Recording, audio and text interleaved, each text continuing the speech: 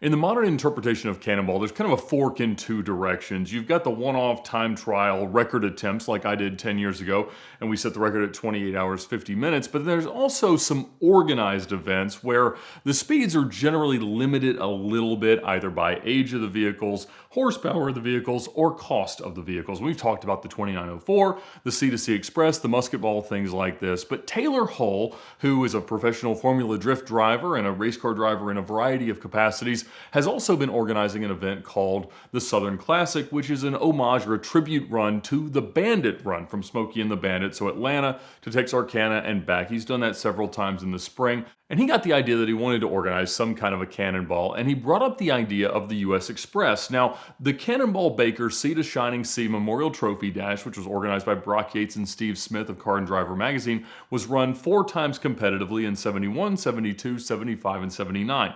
But up until 83, some of the cannonballers and some other people that still wanted to do this did a competitive event along several different routes across the country that was called the US Express, and it was organized by a guy named Rick Daugherty, or Richard Daugherty, and he passed away several years ago. So in Taylor Hull's desire to sort of resurrect one of these events and host a modern day cannonball, really bringing the US Express back in Rick Daugherty's honor felt like his best approach. And so he asked me how I felt. I said it sounded wonderful, and I helped him to get in touch with Sabrina Daugherty, which is Rick Daugherty's daughter. She's still alive. And Taylor asked if she could sort of give the family's blessing on this idea, and she was very excited for that and really for the drive to sort of happen in his honor. Now, Taylor prescribed a rules set of essentially just period correct and mostly unmodified engines from the right era. There wasn't a budget limitation of $3,000 the way we did with the C2C Express with Ben Charlie Safari Wilson, but this was an idea of a period correct cannonball. All the cars had to be pre-1984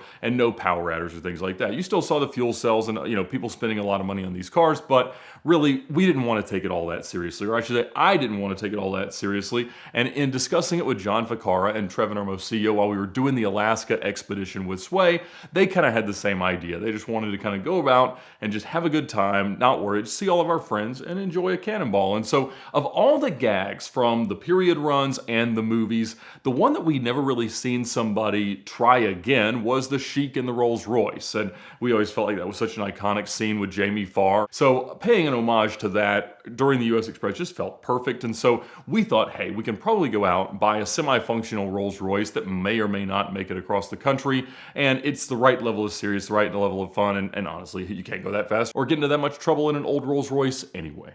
We went shopping and we're using the Lemon Squad to check out cars. Now, Lemon Squad's been a sponsor of this channel, but to be quite honest, to be able to have a physical person inspecting a vehicle anywhere in the United States within 24 or 48 hours for $100 or $200, it is an amazing way to shop for a car, and I do it all the time. So I sent them out to look at several different cars. One was down in Sarasota, all over the place, and the first car we looked at was just really, really ratty. I mean, all of these cars, we're looking at 1970s to early 80s Rolls-Royces, and we saw on Car Trek 3 Freddie's Rolls-Royce. These are not reliable cars, in particular the hydraulic suspensions, and so it's pretty widely known that the brakes and the suspension share the same very unique fluid, and if one leaks then the other stops working. In particular, the suspension started to leak and then the brakes stopped working, and so that creates a lot of problems. These are not reliable cars. They are not inexpensive to maintain, and that makes them not all that valuable, but I wanted a car that at least generally ran. So my questions to most of the sellers were,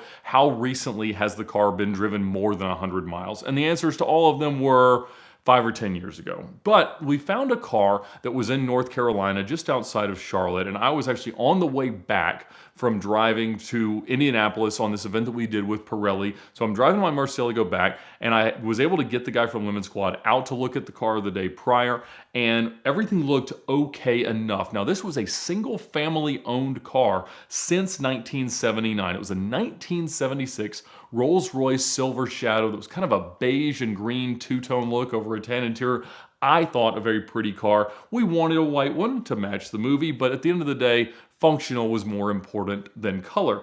The car had been well loved, but not necessarily cared for because the grandfather bought the car in '79 in the UK. It was a right-hand drive UK spec car, a big part of the Rolls-Royce Owners Club. He had taken it on an expedition to Saudi Arabia, a trip to Malaysia in the car, and at some point it had come into the United States. The son had driven it, and now the grandson had it and was finally ready to sell the family car. And they were very, very excited when I told them that we were looking for something to drive all the way across the country. Literally immediately after we got home, left the Murcielago here. My camera guy was here, and so we took his car to Charlotte. I picked it up, and then by way of coastal North Carolina, drove it about 700 miles back. And the car was not behaving, but not misbehaving terribly. It was leaking everything, and we knew that from the Lemon Squad inspection. It was comprehensive, let us know how severe the leaks were, where they were, what was working, what wasn't working. And overall, other than the radio not working and the air conditioning and heat being kind of iffy, the car was really, really solid. Not a lot of corrosion, at least not a lot of meaningful corrosion, just the surface stuff you would imagine. So it was the right car. And so I went up there, bought it for just over 10 grand. That's what they're all worth. They're all worth 5, but you have to pay 10. Everybody wants 15, and so that's where you meet right smack dab in the middle, I guess. But at the end of the day, we had our car for this event, but we only had about 2.5 weeks until I needed to head towards New York, and Fakara and Trevin from SWAE were going to fly in. Now, there's not a lot of old Rolls-Royce and Bentley mechanics around, and they don't like working on the cars, even if they have the expertise, and trying to get someone who is unfamiliar with the cars to work on them is extra hard. But my good friend Cameron Davis at DC Motorwerks is always up for a challenge. He's done so many cars for me, including getting the CarTrek TVR functional, and so I knew he was up for a challenge, and I took the car over to him, and he jumped right on it. New tires, new brakes, new everything, all the fluids. He even went so far as to find the exact recreations of the right mineral oils for the oil and the right, not exactly .3 brake fluid that's supposed to go in the suspension and brake reservoir. Now, I've done a lot of road trips, I've done a lot of cannonballs, and you always try to pack the right set of tools and things that you might need. And so I've been working on refining my road trip box, and you may have seen some recent advertisements of that idea, and you'll find a link in the description below of my Amazon box of things that I encourage people to have on road trips like these. And it's honestly cannonballs and CarTreks and things like that that help me to refine it. But I felt like we had most of the things that we would need to help us get away from the side of the road enough to at least get to somewhere where a tow truck could help the rest of the way. But I had no idea what the Rolls was going to do. And as we showed up, everybody's working on their cars to the very last minute. We've got, I don't know, 20, 22 cars that are going to run in this event, which is relatively large for one of these kind of tribute events to the Cannonballs and US Expresses that we love. And they've got some awesome jackets, awesome shirts, awesome things. Taylor has done a brilliant job of appropriately sort of curating the history of an amazing part of cannonball culture. We all get ready, and then the thought is we'll all depart on a Friday evening. We decide we're going to leave pretty much at the beginning of the window as possible. We know it's going to take us a while, and we're excited to see the other cars pass by, even though driving on the right makes it a little bit tough to navigate your way around cars and stay in the lane and stuff like that. But we get used to it before too terribly long and before any meaningful accidents. But some people set out and are going properly fast. I mean, some of these cars are capable of 125, 35, 45 miles per hour. Now, our car had a manufacturer's stated top speed of 118 miles per hour, but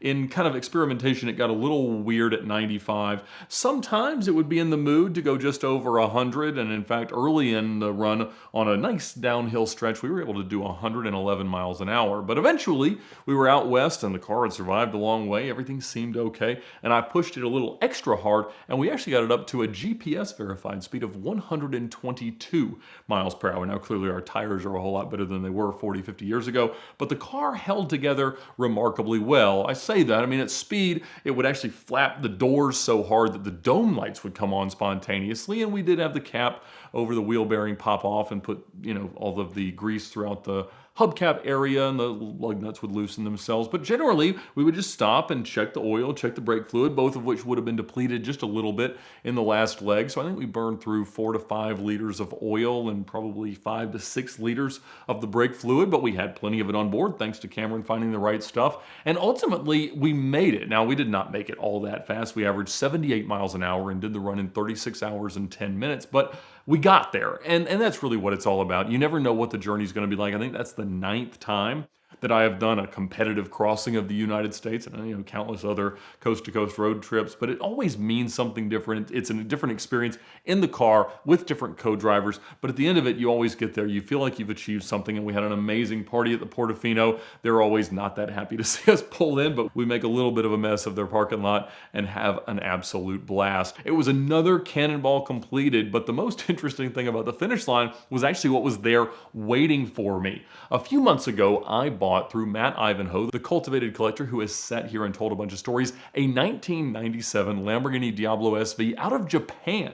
And it was modified in kind of a Yakuza style with rhinestones around the air vents and on the shifter and neon lights, flashing lights everywhere. And it was just an absolute rat of a car, but mechanically was supposed to be pretty solid. But it had been delayed in crossing, and it had been delayed through customs, and it in fact didn't clear customs until the Thursday before we were set to arrive in Los Angeles. And so my plan had always been to try to get that car to Vegas to do a kind of a the anti-SEMA build with Glossit. So the goal was to kind of return it to more of a stock look without its picnic table rear wing and missing rear bumper and gigantic wheels. Rich and his team over there were expecting it, and so the car was delivered, actually flatbedded, from the port in Long Beach to the Portofino in Redondo to the valets there. So as we pulled in, I was like, Doug Tabbitt was there, I was like, have you seen my Diablo? He said, I think it's parked over there. So we walked over, and whoo, it was rough. But I'll save that story for another day, because we did end up attempting to road trip it to Las Vegas, and of course it didn't go exactly to plan. But that Cannonball miraculously did. I never expected the Rolls-Royce to make it. I never expected most of the cars to make it, but most of them eventually figured out a way to get there. And again, you never have any more fun than kind of meeting the crazy people that enjoy the same crazy things as you do in life and just going on another crazy adventure with them. And as I said, I never would have been able to buy or make it anywhere in an old and unreliable Rolls-Royce without the help of the Lemon Squad. They do an amazing job of getting there in 48 or 24 hours even to check out a car anywhere in the United States. It's $100 or $200 and is the best money that you'll spend in the shopping process, because they go out, they lay eyes and hands on cars. Like certified mechanics are out there on your behalf, checking out the car and telling you exactly what they find. So don't buy a car without having the Lemon Squad check it out. Don't let your friends buy a car without having the Lemon Squad go out and see it. Check them out now at the link in the description below, and they'll make it so much easier, so much safer, and so much cheaper ultimately to own your next car.